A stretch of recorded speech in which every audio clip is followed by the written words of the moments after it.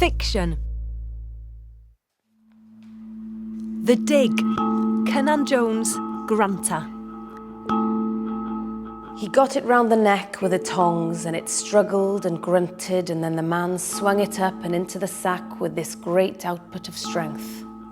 Then it kicked and squealed, and you could see the true weight and strength of it. And the boy didn't understand why it hadn't fought at first, at the beginning. The badger scuffed and tried to dig, and the big man punched the sack, and the badger went still. At this, the boy felt a comradeship with the man again and a sense of victory, holding the iron spike there in readiness, as if he was on hand. "We'll hang him while we fill things in," said the big gypsy. "Stop him trying to dig."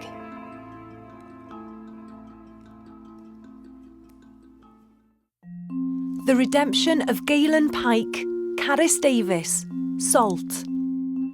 From the moment I arrived, they loved me. They loved my funny accent, the way I had ketchup with everything. They loved my black socks on my brown sandals. They loved my flesh-coloured money belt, my grey-wheeled suitcase with its retractable handle. Most of all, though, they loved the way I sweated in the heat, the way the hot sun made the pale dome of my head glow like a light bulb. They loved the sight of it, and when they touched it, it brought a smile to all their faces. Burrard Inlet, Tyler Keevil, Parthian. There was no way he could explain it, that sense of foresight and anticipation. So they waited for the cab in silence, while the actor muttered something about the communists and the Muslims and them all being in it together. And in the bay, the waters churned, and in the city, a siren droned, and above the inlet, Seb noticed a plane coming into land, flying low, so close that he could see not only the running lights, but the landing lights and some of the cabin lights too. He watched as it slid towards the skyscrapers downtown, moving in slow motion, and seemed to collide with an office tower, before emerging, miraculously, on the other side.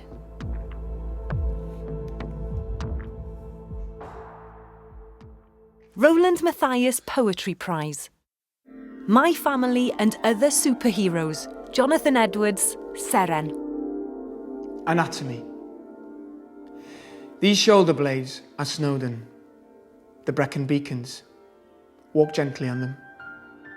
This spine is the A470. These palms are Ebu, Y, Sir Hoey. This tongue is Henry VIII's Act of Union. These lungs, pneumoconiosis. These rumbling guts, the Gyrnos. This neck, Dick Penderyn. This manner of speaking is my children, my children's children. These vital organs are Nye Bevan, this liver, Richard Burton, this blood, my father. These eyes have been underground for generations. Now they're adjusting to the light. This gap-toothed smile is the Severn Bridge, seen from the English side. So Many Moving Parts, Tiffany Atkinson, Blood Axe Books.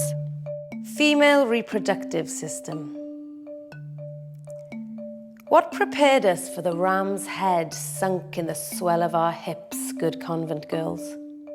Sister Carmelita in the sickbay with the overhead projector.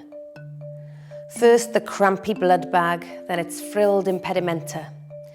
Word by word, she pinned us to our choices as we gazed into our laps. Girls, girls. No more the sweet bikini speaking freely, or the blameless belly.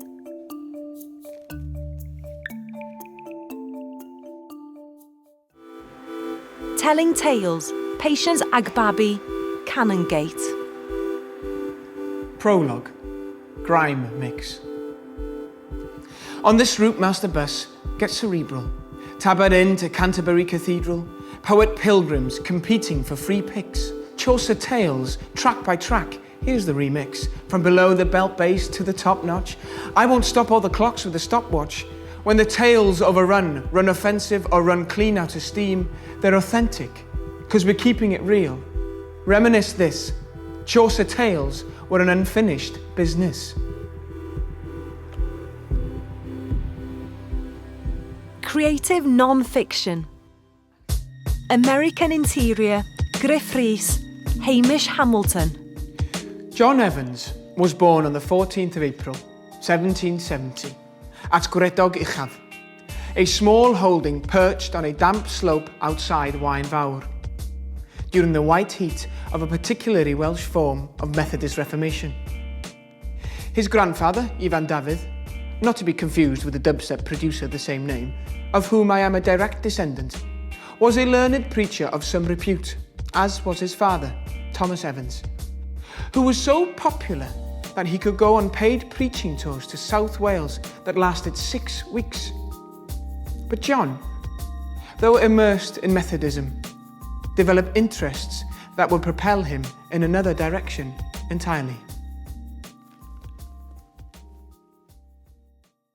Other People's Countries, Patrick McGuinness, Jonathan Cape. Where to begin and where to finish. And then, if you've answered that question, you then ask yourself whether to begin, whether to finish. The writer who wants to write about nothing and the writer who wants to write about everything are equally doomed. But at least the one who wants to write about everything can make a start.